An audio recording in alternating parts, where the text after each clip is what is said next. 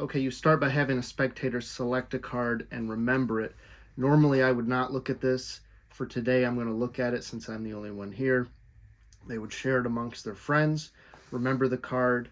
I'm going to cut the deck. They can place their card back, and it goes into the center. Now, I'm going to make that card turn over, face up in the deck without touching it. One card should have flipped the other way. The 5. Oh, wait. That is not the card. Well, you know what? This is a 5. So maybe if we go 5 more cards, 1, 2, 3, 4, 5 more cards, there's the card, the 4 of spades. And in fact, those cards that were in between are the 4 aces. Let's get into the explanation.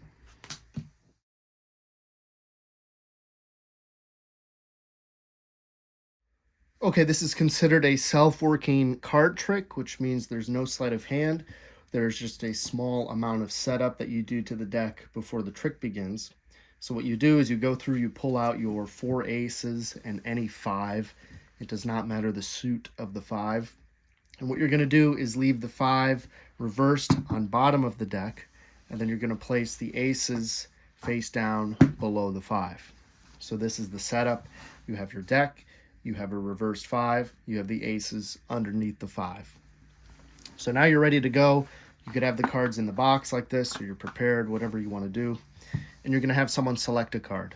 So you spread through, have them select one, just don't spread near the bottom or they will see that 5. Sometimes people ask, what if someone wants to sift through and go pick a bottom card?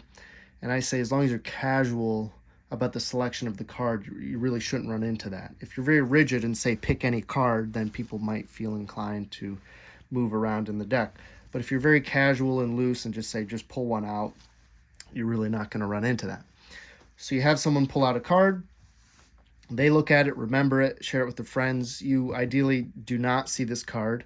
We're going to look at it for demonstration's sake, so the 4 of hearts. And the only move in this trick is to cut the cards onto the table. So you're going to cut roughly half the cards, place it on the table. You ask them to place their card back on the deck.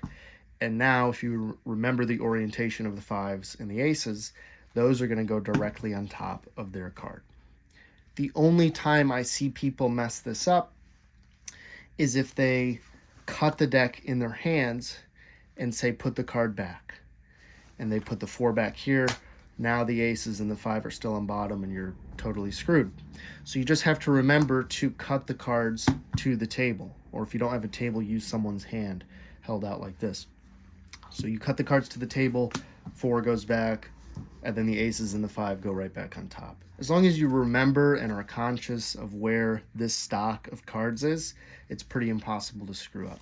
So they put the card back, rest of the deck goes on top. The trick is essentially done. It's just presentation at this point.